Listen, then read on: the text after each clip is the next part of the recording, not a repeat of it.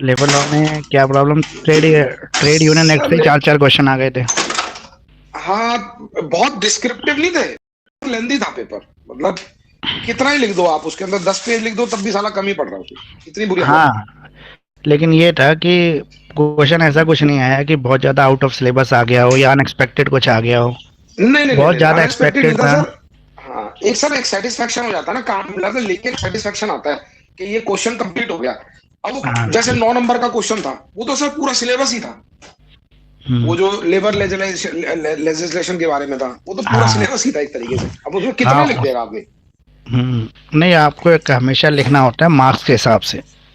हाँ हमेशा कंटेंट को लिमिट करना होता है मार्क्स के अकॉर्डिंग, जितना मार्क्स है उसके हिसाब से कंटेंट लिखना है। बहुत ज़्यादा लिखने से मार्क्स नहीं मिलते हैं, और बहुत कम लिखने से भी मार्क्स नहीं मिलते हैं। तो हमेशा कोशिश करनी चाहिए कि हम केवल मार्क्स के हिसाब से, जैसे 10 नंबर में आया है तो सिर्फ आपको 3 से 4 शीटें ही भरनी होती हैं। उसी में आपको अपने कंटेंट को इस तरह से लाना है, इस तरह से प्रेजेंट करना है कि सारे कंटेंट आ जाए, सारे टॉपिक आ जाए, जो है आप लिखना चाहते हो वो उतने ही पेज में आप लिख पाओ। और इसी तरह से अगर वो आ जाएगा 20 मार्क्स में, तो आपको 4 से 5 पेज भरने हैं। तो इतना ही, इससे ज़्यादा लिखोगे तो फिर वो बेकार हो जाएगा, पेपर का बैलेंस बिगड़ जाएगा। कोई क्वेश्चन बहुत ज़्यादा लंबा लिख दोगे, कोई क्वेश्चन छोटा लिखोगे, फिर लास्ट में सीट नहीं बचेगी। तो आप फिर उसी के अंदर सारा सेट करने की कोशिश करोगे। नहीं, वही हुआ इस बार सर मेरे साथ क्या हम्म। हुआ कि मैंने जो 2-3 क्वेश्चन 30 वाले जो अटेंड किए ना। अब सर अगर आप 2-2 लाइन का इंट्रोडक्शन भी लिख रहे हो ना उनका, हम्म।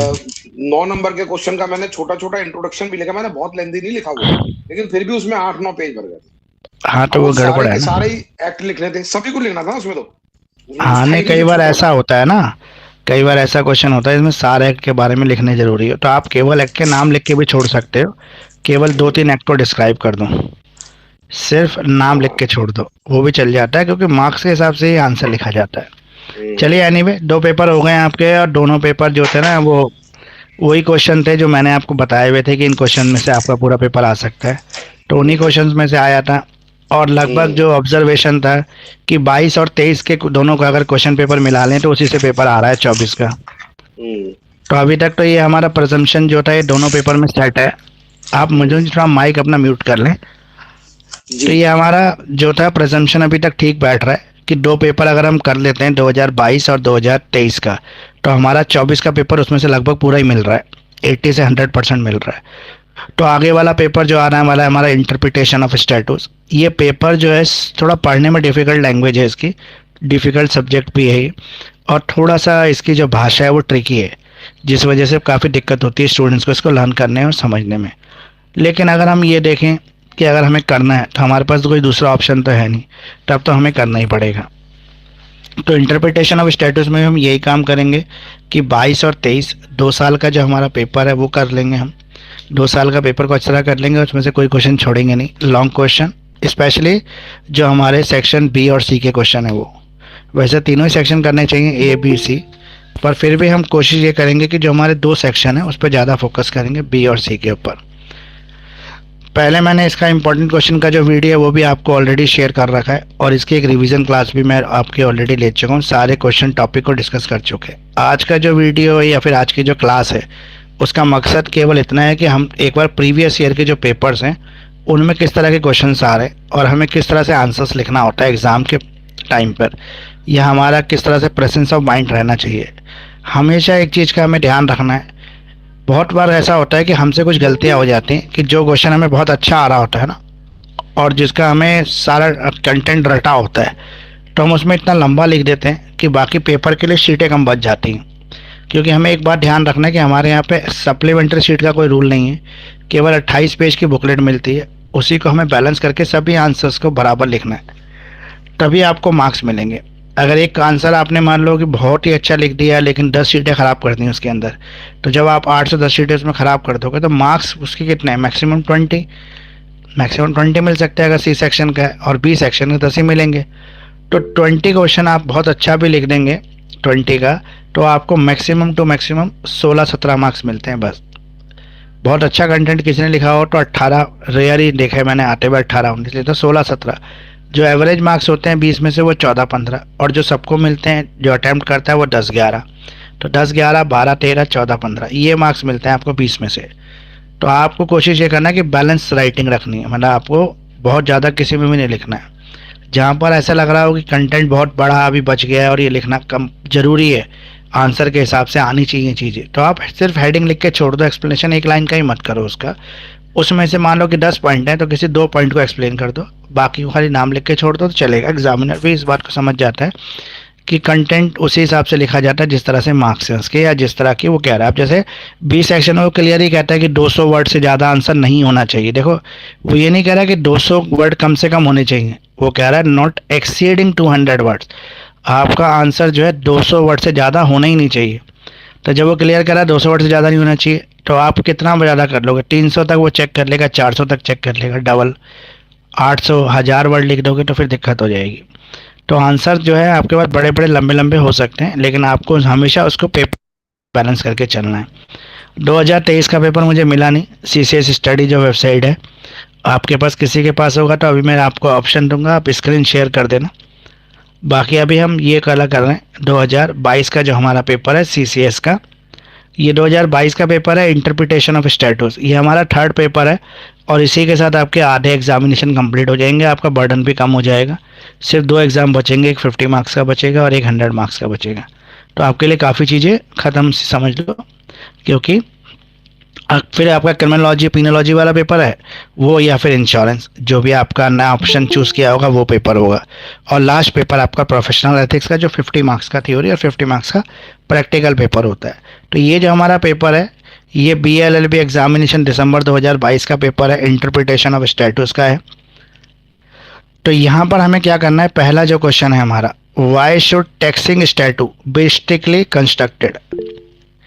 तो जो कर अधिनियम होते हैं उनको कठोरता से अर्थमैन क्यों होना चाहिए, मतलब इसका मतलब ये है कि जब भी आप किसी के ऊपर टैक्स लगाना चाह रहे हो तो वहाँ पर कोई मिस रिप्रेजेंटेशन, कोई एम्बिग्यूटीज या गलत डिस्क्रिप्शन या डिस्क्रिप्शन में कोई कन्फ्यूज़न नहीं होनी चाहिए।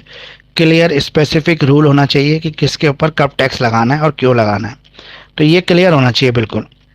इसके अलावा दूसरा है आपका स्टेयर डिसीजेस। स्टेयर डिसीजेस क्या होती हैं? ये ऐसी, मतलब ये वो चीज़ है जहाँ पर आप मतलब इनकैपेबल हो जाते हैं, मतलब वहाँ पर आपका लॉ जो है वो अप्लाई होने से, मतलब अप्लाई होने के लायक नहीं होता है, इनकैपेबल टू अप्लाई हो जाता है। फिर ये हमारा जो लैटिन मैक्सिम है, रेंडेलो सिंगुलस इंग्लिश, ये आपको पता होना चाहिए क्योंकि उस दिन मैंने सारे लैटिन मैक्सिम आपको करा दिए थे।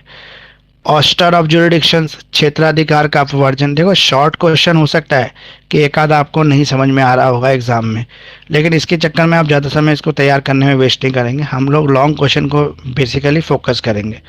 Welfare legislation. वेलफेयर लेजिस्लेशन का मतलब ये है कि जो हमारे स्टेटस होते हैं, जो वेलफेयर या सोसाइटी के कल्याण के लिए या उसको फ़ायदा देने के लिए बनाए जाते हैं। अब जो हमारा सेक्शन बी है, सेक्शन बी है attempt any 2 question out of the following 3 question. 3 question में से कोई 2 क्वेश्चन आपको अटेम्प्ट करने हैं और 10 मार्क्स का जो है आपका एक क्वेश्चन है। और यहाँ पर लिखा है short answer is required not exceeding 200 word. तो शॉर्ट आंसर आपको लिखना है जिसमें 600 वर्ड से ज़्यादा इसका आंसर नहीं होना चाहिए। हिंदी में लिखा हुआ है 10 अंकों का है और अधिकतम 100 शब्दों में लघु उत्तर अपेक्षित है। Write a short note on mischief rule of interpretation.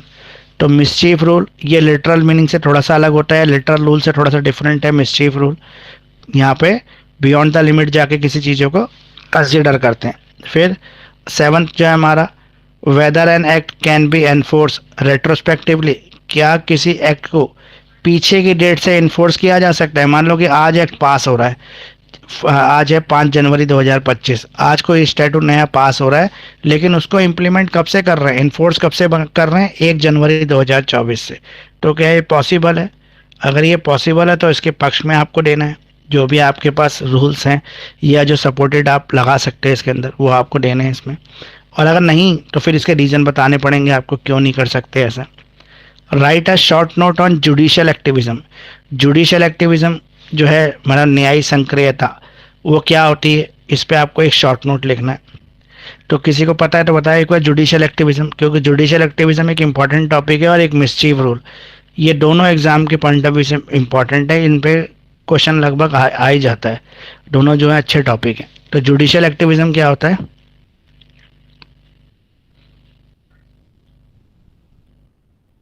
अभी आपका एग्ज़ाम शायद ट्यूसडे को है ना, तो आप लोगों ने भी लग रहा है पढ़ना शुरू नहीं किया।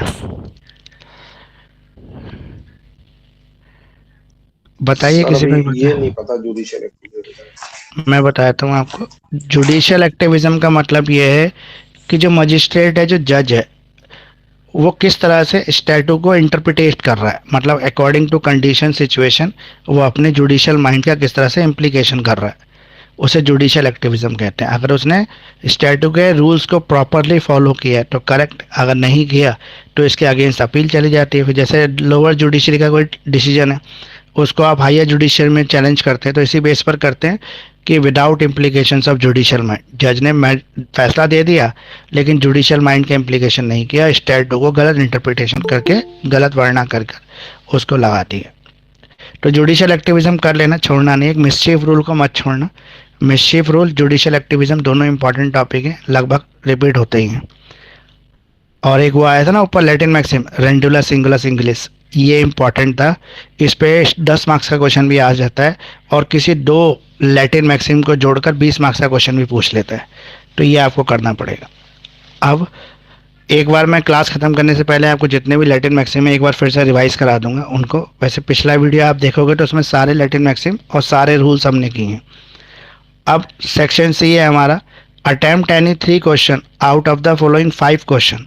यहाँ पे 5 क्वेश्चन है जिसमें से आपको कोई 3 क्वेश्चन अटेम्प्ट करने हैं। हर क्वेश्चन जो है 20 मार्क्स का है। Answer in required in detail, विस्तृत उत्तर अपेक्षित है, मतलब आपको डिटेल में आंसर लिखना है। तो यहाँ पे कोई वर्ड लिमिट नहीं है, आप कितना ही बड़ा आंसर लिख दोगे वो चेक करेगा एग्जामिनर। लेकिन फिर भी बहुत ज़्यादा बड़ा लिखने से क्या होगा, डिसबैलेंस होगा, क्योंकि सप्लीमेंट्री शीट है नहीं, तो हमें उसी में सब कुछ लिखना है, इसलिए हम उसको बैलेंस करके चलेंगे। अब what is the significance of interpretation. Interpretation of statutes की सिग्निफिकेशन क्या है, मेंशन करें the different methods of interpretation in nutshell. देखो नट शेल का मतलब ये है, जैसे आप कहोगे कि अखरोट के अंदर से गिरी कैसे निकलती है, जब हम उसके ऊपर की परत को हटाते हैं, ठीक है। तो यहाँ पे जो स्टैटू का जो इंटरप्रिटेशन है वो अलग अलग मेथड से किया जाता है। तो इसका मतलब क्या है कि वो उसका करेक्ट यूज़ कर रहा है, यानी कि इंटरप्रिटेशन इन नटशेल। स्टैटू तो लिख दिया लिखने वाले ने, लेकिन जिस परिस्थिति में उसको लागू किया जाना है वो तो आगे आ रही है फ्यूचर में। तो फ्यूचर में उसको करेक्टली कैसे इम्प्लीमेंट करें, इस रूल को हम कहेंगे method of interpretation in nutshell. तो ये भी आपका अच्छा क्वेश्चन है वैसे, पर ये शॉर्ट में आ जाएगा 10 मार्क्स में। 20 में तो इस बार आ गया, वैसे 20 में आता नहीं है।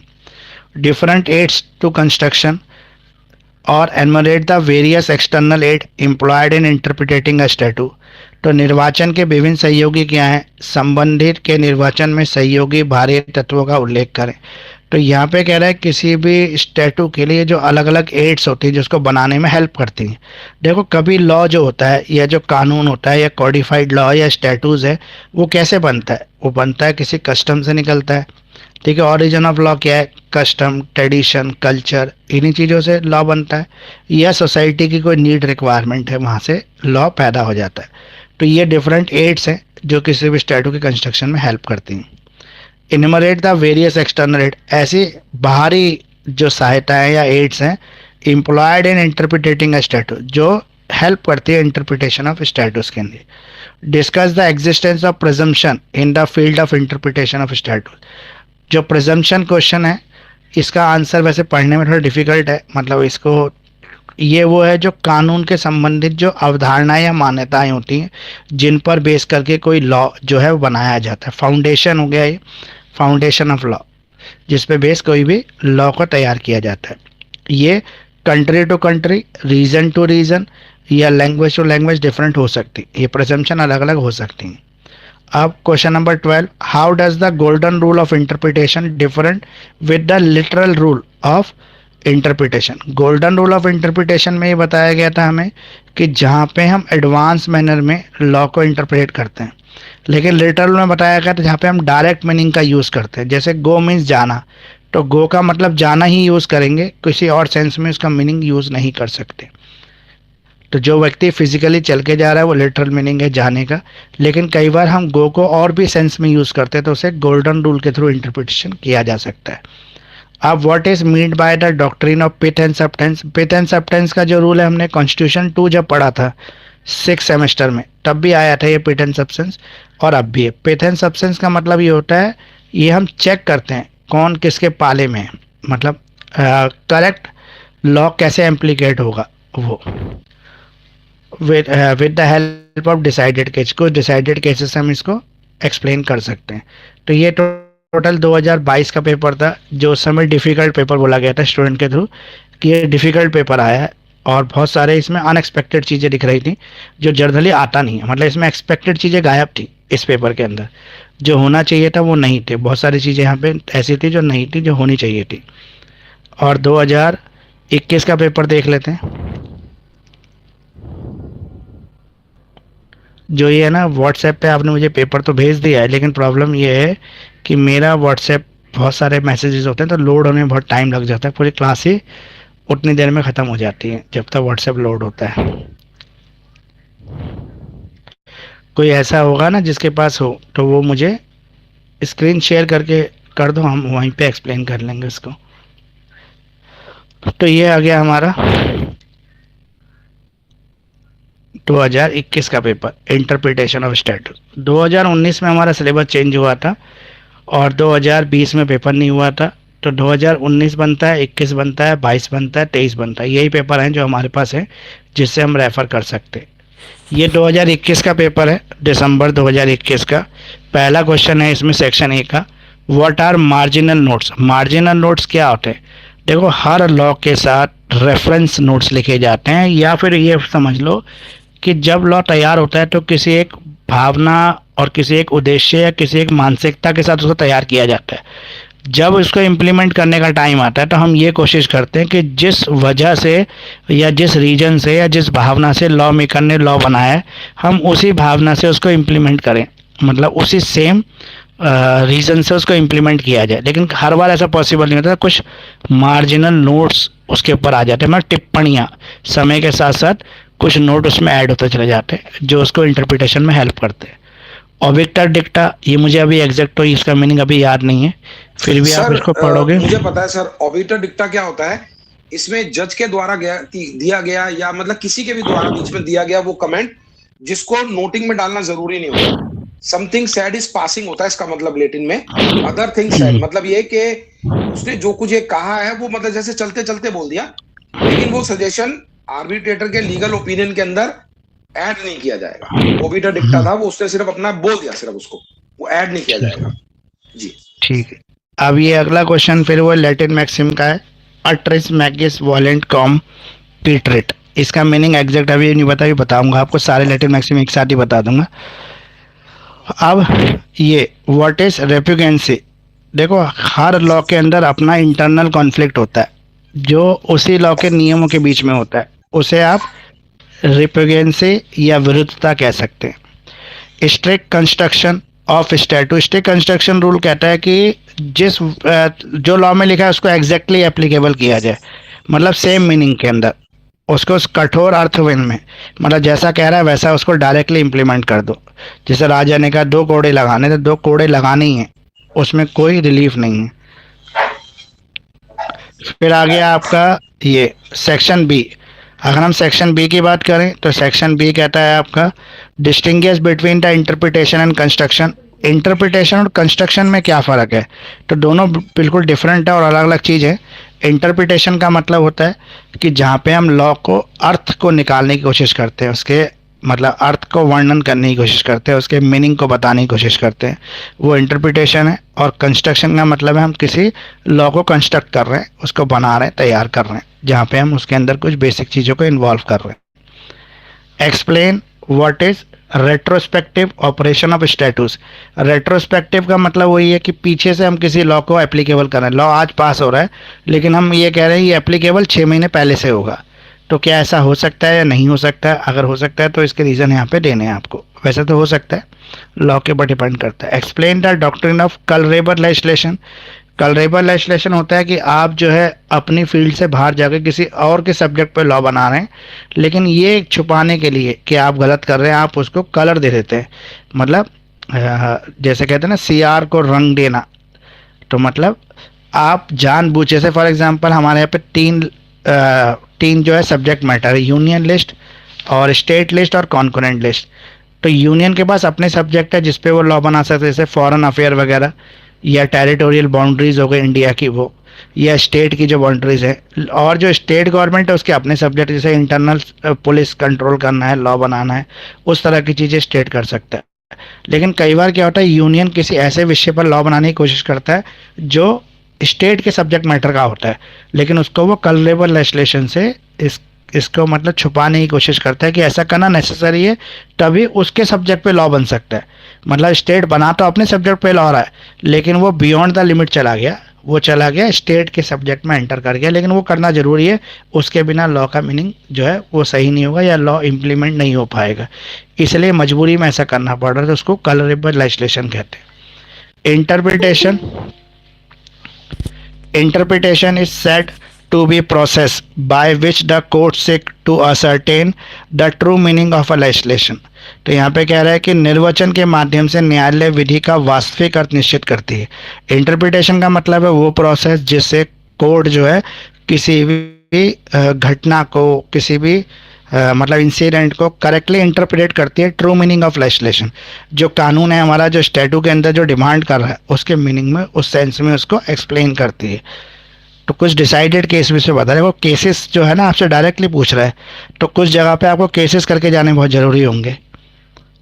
What cannons of interpretation judiciary adopt while interpreting the Indian constitution. Indian constitution को जब जुडिशरी इंटरप्रेट करती है, भारतीय संविधान को जब इंटरप्रिटेशन करने की बात आती है, उसके ट्रू मीनिंग की बात आती है, तो उसके लिए जुडिशरी जो है किन चीज़ों को यूज़ करती है, मतलब किस इंटरप्रिटेशन रूल्स को फॉलो करती है या किस टूल्स को यूज़ करती है। Discuss the existence of presumption in the field of interpretation of statutes.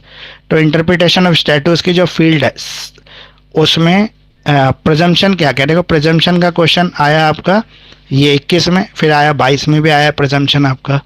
अभी देखने की बात है कि 23 में आया नहीं आया। जैसे अभी आपने देखा कंपनी लॉ में एक क्वेश्चन था वाइंडिंग अप, वो 21 में भी आया था, 22 में भी आया, नहीं 22 में भी आया, 23 में भी आया, 24 में भी आ गया वाइंडिंग अप, और शायद 21 में भी वाइंडिंग अप आया था। तो कुछ क्वेश्चन ऐसे होते हैं जो लगातार चल रहे होते हैं, तो ये हमें ऐसे पता लगता है कि ये क्वेश्चन आगे भी आने की उम्मीद ज़्यादा है। तो प्रिजम्पशन अभी 21 में ही मिला, 22 में भी मिला, अब देखने की बात है 23 में भी अगर होगा तो 24 में भी आने के चांसेस प्रिजम्पशन के क्वेश्चन के। तो इस तरह से आप अंदाज़ा लगा सकते हैं। जैसे मैं लगाता हूँ, आपको इंपॉर्टेंट क्वेश्चन देने के लिए रिसर्च करते हैं पूरे पेपर की, PYQ की, यूनिवर्सिटी के सिलेबस की, यूनिवर्सिटी के जो इंटरनल एग्जामिनेशन होते हैं, जो मेन कैंपस के इंटरनल एग्जामिनेशन होते हैं। क्योंकि जो हमारे पेपर होते हैं वो सेट कौन लोग करता है, हमारा पेपर कौन बनाता है, तो हमारे पेपर बनाने वाले वही टीचर तो हैं जो कैंपस के टीचर हैं, जो मेन यूनिवर्सिटी के टीचर है वो बनाते हैं।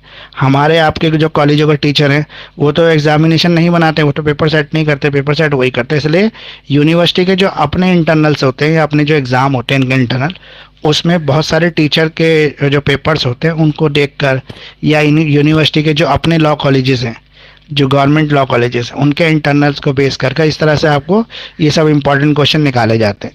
तो इंपॉर्टेंट क्वेश्चन निकालने का यही तरीका होता है। अब जैसे मैंने आपको बताया वाइंडिंग अप 21, 22, 23 में लगातार आ रहा था, 24 में भी आ गया, तो वो उससे पता लगा कि वाइंडिंग अप काफ़ी इंपॉर्टेंट टॉपिक है। अब कई बार ऐसा भी होता है कि मान लो 3 बार आ गया वाइंडिंग अप, तो हमें ये लगता है कि अब की बार तो नहीं आएगा, वो 3 बार से लगातार आ, तो उस समय हमारा हो सकता है गलत हो जाए, और कई बार सही भी हो जाता है। ऐसा भी होता है कि 3-4 बार आ गया तो 5वीं बार नहीं आता। कई बार एग्जामिनर ट्विस्ट करने के लिए उसको 5वीं बार भी दे देते हैं। तो प्रिजम्पशन का क्वेश्चन इंपॉर्टेंट है। प्रिजम्पशन वो मान्यता है जिसको फॉलो किया जाता है किसी भी स्टैट्यूट को बनाने के लिए या उसको इंटरप्रिटेशन करने के लिए। और rule of literal construction, literal construction जो है ये इंपॉर्टेंट प्रिंसिपल है, और चाहे आप गोल्डन रूल ले लो, मिसचीफ ले लो, सब में लिटरल रूल का फॉलो किया ही जाता है। लिटरल रूल का अपना एक जगह, ये सेफर रूल है। ये कहता है कि जो वर्ड का डायरेक्ट मीनिंग है उसको उसी सेंस में यूज़ किया जाना चाहिए।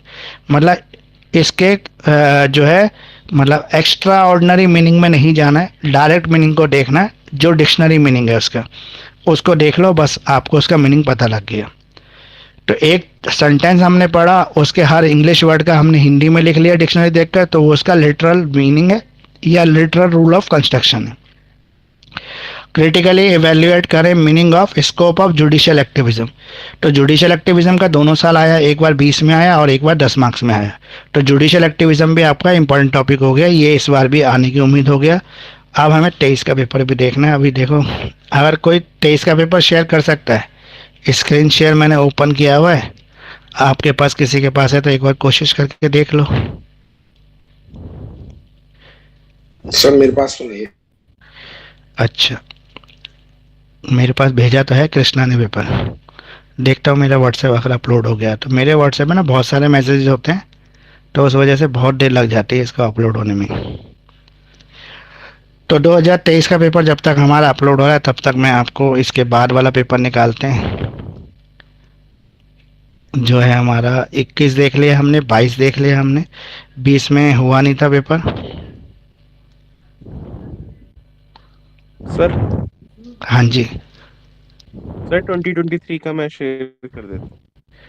कर दो आप शेयर। मैं अपनी स्क्रीन को शेयरिंग को बंद करता हूँ।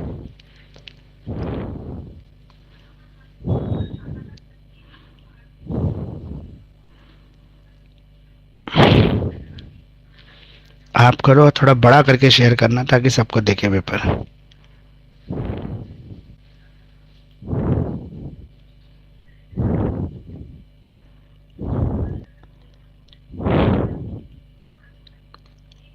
दिख रहा है सबको? Yes sir. ठीक है जी, अब हम इसको पढ़ लेते हैं। ये 2023 का पेपर है। पहला हमारा सेक्शन ए है। तो सेक्शन ए में कह रहा है व्हाट इज कॉडिफाइंग लॉ। कॉडिफाइंग लॉ क्या है? देखो, कॉडिफाइंग लॉ तो हमारा स्टैटू है। स्टैटू क्या है? कॉडिफाइंग लॉ ही तो है। कॉडिफाइंग लॉ और अनकॉडिफाइंग लॉ में क्या फ़र्क है? तो दोनों लॉ में क्या फ़र्क है? कॉडिफाइड लॉ में सेक्शन सब सेक्शन में एक लॉ को पर्टिकुलरली डिफाइन किया जाता है, और मतलब उसको प्रॉपर प्लेस दिया जाता है। और अनकॉडिफाइड लॉ में उसका कोई भी नहीं है, वो मतलब वो कहते हैं बिना क्रम के लिखी जाने वाली किताब है। अब है क्वेस्टर ऑफ जुरिडिक्शन, क्षेत्राधिकार का अपवर्जन। अपवर्जन वहाँ पर होता है जहाँ पे बियॉन्ड द लिमिट चले जाएं, अपने क्षेत्र को क्रॉस कर जाए।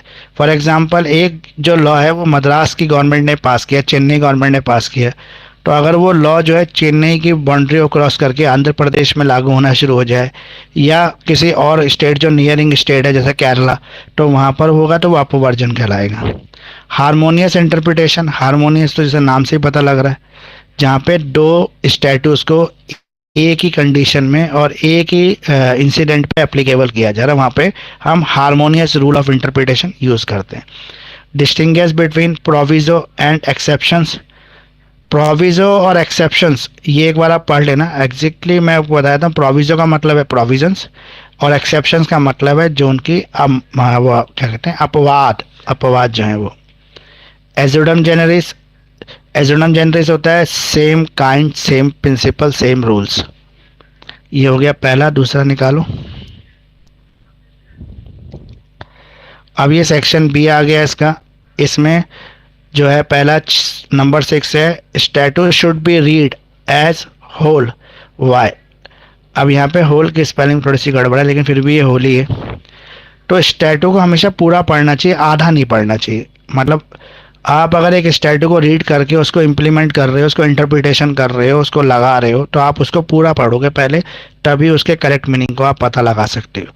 तो ये करेक्ट है। अब इस करेक्ट स्टेटमेंट के पीछे क्या रीज़न है, आपको ये देना है। डिस्कस द मैक्सिम अट्रेस मैगिस वॉलियट कॉम्परेटरेट। ये आपका आया था, अभी हमने पढ़ा था जो 21 वाला पेपर, और ये इसमें भी आ गया। Right a short note on mischief rule. अब आपने देखा कि एक जो लैटिन मैक्सिमम वो हमेशा सेक्शन ए में आ रहा है, तो आप ये समझ लो 6-7 जो लैटिन मैक्सिमम उसमें से एक तो आ ही जाएगा आपका सेक्शन ए में। फिर आ गया आपका ये क्वेश्चन नंबर 9 प्रिजम्पशन वाला। तो मैंने कहा था जैसे प्रिजम्पशन लगातार रिपीट हो रहा है, तो प्रिजम्पशन 23 में भी रिपीट हुआ है और 23 में आया है सेक्शन ए में। अभी तक ये सेक्शन सी में आ रहा था हर बार, अब ये सेक्शन ए में आ गया। ओ सॉरी, सेक्शन नहीं, अब भी सी में ही है। अब भी सी में ही है, तो प्रिजम्पशन इस बार भी आ सकता है। तो प्रिजम्पशन का क्वेश्चन आप अच्छी तरह तैयार कर लेना। प्रिजम्पशन इस बार के लिए भी इम्पॉर्टेंट है। ये आ गया वो आपका last. With the help of decided cases write a detail note on external aid of interpretation. एक तो इंटरनल एड्स होता है जो हमें स्टैटू के अंदर से हेल्प मिलती है उसको इंटरप्रिटेशन करने के लिए, मतलब उसकी व्याख्या करने के लिए। जब भी कोई जज किसी भी लॉ को, स्टैटू को इम्प्लीमेंट करता है तो उसको इंटरप्रेट करेगा according to incident, condition, situation. वो इंटरनल है। और जो एक्सटर्नल एड उस समय की जो मान्यताएं होती हैं या उस समय का जो सिस्टम होता है उसके अकॉर्डिंग, तो उसे एक्सटर्नल एड्स कहते हैं। इसमें क्या क्या चीज़ें आती हैं वो आपको करना होगा। जब 20 मार्क्स का है तो इतना सा लिखने से तो होगा नहीं, तो पूरे पॉइंट आपको लिखने पड़ेंगे इसके अंदर। फिर है पिथ एंड सब्सटेंस रूल, ये मैंने अभी आपको विषय ही बता दिया था, पिथ एंड सब्सटेंस, तो ये भी इंपॉर्टेंट हो गया आपका। और utilitarian interpretation of judicial process. फिर explain the scope and nature of the legislative delegation, is there any limit to delegate legislation. Delegate legislation का मतलब ये होता है जब, जैसे फॉर एग्जांपल अपनी लेजिस्लेचर जो है अपनी पावर एग्जीक्यूटिव को दे लेती है। क्यों दे लेती है? कि जो डेली के रूल्स होते हैं, देखो रूल्स बनाने की या लॉ बनाने की जो पावर है वो लेजिस्लेशन के पास है, लेकिन अगर एग्जीक्यूटिव की बात करें जहाँ पे डेली कुछ ना कुछ रूल्स तैयार होने या बनने, तो अगर रोज लेजिस्लेशन के ऊपर इतना बर्डन रहेगा कि वो रोज के रूल्स बनाए तो उसके लिए काफ़ी डिफिकल्ट हो जाएगा। जो इंपॉर्टेंट सब्जेक्ट है उससे उसका ध्यान हट जाएगा। तो वो क्या करते हैं, अपनी पावर का डेलीगेशन कर देती है एग्जीक्यूटिव बॉडी को कि डेली के रूल्स आप बना लो। जैसे एक कंपनी का जो मालिक होता है उसकी सारी जिम्मेदारी है कंपनी की, लेकिन वो अपने मैनेजर के ऊपर डाल देता है कि भाई तुम मुझे जो रोज़ के खर्चे हैं, फॉर एग्जांपल चाय आनी है वर्कर के लिए, इलेक्ट्रिसिटी बिल भरना है, वाटर बिल भरना है, रॉ मटेरियल की इनपुट आउटपुट चेक करनी है, इन सब की जिम्मेदारी वो अपने लेजिस्लेशन को डेलीगेट कर कर किसको दे देता है, अपने मैनेजर को दे देता है। तो उसी तरह से जो लेजिस्लेचर होता है वो भी अपनी पावर्स को डेलीगेट कर देता है एग्जीक्यूटिव बॉडी को, ताकि रोजमर्रा का डिसीजन लिए जा सके। फिर इसी में जो ऑप्शनल क्वेश्चन है वो गोल्डन रूल ऑफ इंटरप्रिटेशन है, जो लिटरल रूल ऑफ इंटरप्रिटेशन भी है। इन दोनों में क्या फ़र्क है, तो दोनों रूल को कंपेयर कर दिया तो 20 में आ गया। जैसे मैंने आपको बताया था कि अगर किसी भी दो लैटिन मैक्सिम को एक ही क्वेश्चन में डाल देगा तो वो आपको 20 में पूछ लेगा, किसी एक को पूछेगा तो वो 10 में पूछ सकता है। और जब भी अब जनरली हमने देखा सेक्शन ए में भी पूछ रहा है, तो सेक्शन ए में जब आप आंसर लिखोगे तो बहुत लंबा चौड़ा उसका डिस्क्रिप्शन मत लिखना, करेक्ट उसका इंग्लिश मीनिंग लिखना, 2-4 लाइनों का एक्सप्लेनेशन और एक पेज में कंप्लीट कर लेना 5 मार्क्स में। जब 10 मार्क्स में आएगा तो फिर कंप्लीट आप उस लैटिन मैक्सिम को डिस्क्राइब करना। तो ये पूरा आपका पेपर हो गया जो हमारा था 2023 का। तो 2023 में एक चीज़ नहीं आई थी, जुडिशियल एक्टिविज्म, जो अब आ सकता है आपको। जुडिशियल एक्टिविज्म कर लेना, इंपॉर्टेंट टॉपिक है, छोड़ना नहीं। जुडिशियल एक्टिविज्म पे भी क्वेश्चन आ रहा है एग्जाम में। प्रेजम्पशन वाला हमें लग रहा है कि इस बार फिर आएगा, क्योंकि 3-4 साल से रिपीट चल रहा है, हर बार प्रेजम्पशन पूछ रहा है, तो आपको प्रेजम्पशन इंपॉर्टेंट है। अभी हमने 2021 तक कर लिया था, अब एक बार 2020 का पेपर और देख लेते हैं। 2020 में रेगुलर वालों का तो पेपर नहीं हुआ था, क्योंकि उस समय नहीं, 2020 दिसंबर में शायद पेपर हुए थे, दिसंबर में हुए थे। अप्रैल वाले पेपर कैंसिल हुए थे क्योंकि उस समय कोरोना था, दिसंबर तक कोरोना कम्प्लीटली ख़त्म हो गया था, तो पेपर हुए थे, लेकिन कोविड गाइडलाइंस के साथ हुए थे। तो ये 2020 दिसंबर का पेपर है। What do you understand by the beneficial construction, rule of harmonious construction, एजुडम जेनरिस। ये ऐसा लग रहा है जैसे हम 2023 का ही पेपर देख, अभी जो हमने लास्ट पेपर देखा उसमें भी उसी तरह के क्वेश्चन थे सेक्शन ए में। एजुडम जेनरिस था, हार्मोनियस कंस्ट्रक्शन था, प्रेजम्पशन वाला क्वेश्चन यहाँ पे सेक्शन ए में। तो प्रेजम्पशन लगभग हर बार ही पूछ रहा है। Textbook interpretation of statutes. फिर क्वेश्चन नंबर 6 है हमारा mischief rule of interpretation. Question number 7 है हमारा अमेंडिंग स्टेटस। क्या आप किसी भी स्टेटू को अमेंड कर सकते हो? तो जब हम अपने कॉन्स्टिट्यूशन को अमेंड कर सकते हैं तो किसी स्टेटू को अमेंड करना तो छोटी बात है, तो हम स्टेटस को भी अमेंड कर सकते हैं। कुछ ऐसे डिसाइडेड केस बताने हैं जिसमें स्टेटू को अमेंडमेंट करने की सजेशन कोर्ट ने दी हो या उसके बेस पर किसी स्टेटू को अमेंड किया गया हो। पिथ एंड सब्सटेंस रूल, ये भी लगातार आ रहा है क्वेश्चन, ये भी इंपॉर्टेंट है। कलरेबल लेजिस्लेशन और पिथ एंड सब्सटेंस, ये इंपॉर्टेंट टॉपिक है क्योंकि बार बार रिपीट हो रहा है। What do you mean by the internal aid. देखो इंटरनल और एक्सटर्नल एड ये दोनों करनी है आपको, इस पे कहीं पर भी क्वेश्चन फिट हो जाता है, सेक्शन ए में भी, बी में भी, सी में भी। तो इंटरनल और एक्सटर्नल एड ऑफ इंटरप्रिटेशन ये इंपॉर्टेंट रह के। Discuss the principle of interpretation of golden rule. तो गोल्डन रूल का भी क्वेश्चन लगभग हर बार ही आ रहा है, तो गोल्डन रूल भी आपके लिए इंपॉर्टेंट है, इस टॉपिक को भी आपको छोड़ना नहीं है, करना ही करना है। रेट्रोस्पेक्टिव ऑपरेशन वाला क्वेश्चन जो था ये भी हमने 3 बार देखा, 20, 21 और 22 में नहीं था शायद, 20 और 21 में था रेट्रोस्पेक्टिव इफेक्ट। तो रेट्रोस्पेक्टिव ऑपरेशन मतलब कोई स्टैटू क्या पहले से पिछली डेट से भी लागू हो सकता है। पीनल स्टैटूज वो होते हैं, जैसे आपका आईपीसी एक पीनल स्टैटूज है, भारतीय न्याय संहिता जो है पीनल स्टैटूज है, जिसपे आपको कैपिटल पनिशमेंट वगैरह भी अलाउड होती है। Write a note on any 2 of the following, doctrine of colourable legislation, external aid of interpretation और लेजिस्लेशन एंड पब्लिक ओपिनियन। तो ये 13 क्वेश्चन थे आपको इसमें, जिसमें एक क्वेश्चन एक्स्ट्रा ही मिल गया, बल्कि नहीं 5 ही क्वेश्चन, हाँ ठीक है 13 ही आते हैं, 5 ही क्वेश्चन है जिसमें से आपको 3 करने हैं। तो ये आपका लगभग कंप्लीट ही हो गया। ठीक है, हमने पेपर देख लिए, इसके हिसाब से ये भी देख लिया कि कौन सा क्वेश्चन एग्जाम के पॉइंट ऑफ व्यू से इंपॉर्टेंट है, कौन सा वेरी इंपॉर्टेंट है, जो आपको करना ही करना है, जो छोड़ना नहीं है। तो ये सब मैंने आपको एक बार बता दिया। अब आप एक काम ये ज़रूर कर लेना कि जितने हमारे लैटिन मैक्सिम है उन सब के मीनिंग तैयार कर लेना, वो इम्पोर्टेंट है आपके एग्ज़ाम के लिए। और कुछ आपके जो पूछना हो, देखो रूल्स जितने भी हैं वो आपको छोड़ने ही नहीं है। इंटरनल एक्सटर्नल एड नहीं छोड़ना, प्रिजम्पशन हर बार आ रहा है तो प्रिजम्पशन आपको करना ही करना है, जुडिशियल एक्टिविज्म आपको करना ही करना है, और पिथ एंड सब्टेंस रूल भी लगातार आ ही रहा है। कुछ आपके सर फिर ये क्वेश्चन, जो इम्पोर्टेंट अभी जो मार्क किए ना यही कर लेते हैं। हाँ मेरे ख्याल से इनको, मैक्सिम में ये 20 नंबर में भी आ रहे हैं, 10 में भी आ रहे हैं और 4 में भी आ रहे हैं। हाँ और ये कुल आपका मिला के लगभग ये इतने ही पेपर, है बस। हाँ। लगभग आपके इस टॉपिक को, सब्जेक्ट को, सिलेबस को कवर भी कर रहे हैं। ठीक है, तो इनको अच्छी तरह से कर लो आप। और लैटिन मैक्सिम तो वो 6-7 ही हैं, वो सारे भी कर लेना। उसका सबका इंग्लिश मीनिंग आपको पता होना चाहिए, एक्सप्लेन तो वहाँ पर भी आप कर ही लोगे। बेसिकली तो आपको उसका सबका इंग्लिश मीनिंग पता होना चाहिए। तो ये वाला जो वीडियो आज का है ये मैं अभी थोड़ी देर में अपलोड कर दूंगा। ठीक है, आप वहाँ से भी देख सकते हैं इसको। कोई आपके अभी क्वेश्चन है जाते जाते तो पूछ सकते हैं। अभी आपका एक दिन है पूरा, कल पढ़ सकते हो आराम से इंटरप्रिटेशन ऑफ स्टेटस। इसमें घबराने वाली कोई बात नहीं है कि जो पेपर की लैंग्वेज टफ होती है उसका एक्सपेक्टेशन, मतलब हमारे को ज़्यादा आइडिया हो जाता है कि कौन से क्वेश्चन आते हैं। लगभग रिपीटेड क्वेश्चन ज़्यादा सेट होते हैं। सर आप ठीक है, कह रहे थे कि लैटिन मैक्सिम्स कराओगे आप? हाँ वो अभी आप पढ़ लेना एक बार, मेरी दूसरी क्लास का भी एक बार टाइम हो गया है, पर लैटिन मैक्सिम ज़्यादा नहीं हुआ, आप पढ़ोगे तो हो जाएंगे। कल कर लेंगे क्या? कल क्या करेंगे ना सर, कल कल तैयार करके रखेंगे। जब हाँ आप वो जो डिस्कस करोगे तो आधे घंटे में हम लोग कर लेंगे उसको। लेकिन कल कर लेंगे जो कल जो मेरी क्लास रहेगी वो उन स्टूडेंट्स के लिए रहेगी जो मेरे स्टूडेंट्स हैं, जो मुझसे ट्यूशन्स पढ़ते हैं, क्लासेस ले रहे हैं, उनके लिए, जैसे आपके लिए है। जी। और बाकी के लिए क्लासेस नहीं, आज क्लास थी और एक क्लास मैं पहले ही ले चुका हूँ सबकी। तो जो मेरे अपने स्टूडेंट हैं उनको तो मैं अलग से क्लास दूंगा ही कल एग्ज़ाम से ठीक है। पहले। ठीक है sir, thank you so much sir. Good night sir. Welcome. तबीयत कैसी है सर आपकी? अब तबीयत ठीक है, पहले से काफ़ी आराम है। क्या होता है ना, स्ट्रेस बढ़ जाती है, उससे स्ट्रेस बढ़ने से ना फिर दिक्कत हो जाती है। 12-15 हर बार तारीख के एग्जाम बाद में ऐसे बिल्कुल ठीक हो होता है। जाएगी। 12-15 तारीख तक ऐसी रहेगी। अभी ऐसा नहीं है, क्योंकि जो 9 सेमेस्टर वालों के एग्ज़ाम है ना वो हाँ। ये मतलब 30 जनवरी तक है शायद इनके। ओहो। तो अभी है टाइम। बहुत एग्जाम में स्ट्रेस हो जाते हैं क्योंकि बहुत सारे बच्चे बहुत सारे सवाल पूछने लग जाते हैं और बहुत सारे इतना- मैसेजेस आते हैं, कॉल क्लासेस लगातार चलने लगती हैं, तो उससे क्या होता है, स्ट्रेस बढ़ जाती है, फिर रेस्ट कम मिलने लगता है। तो इसलिए हर एग्जाम में एक बार तबीयत तो बिगड़ना पक्का ही है, मतलब हर बार एग्जाम में तबीयत बिगड़ती है।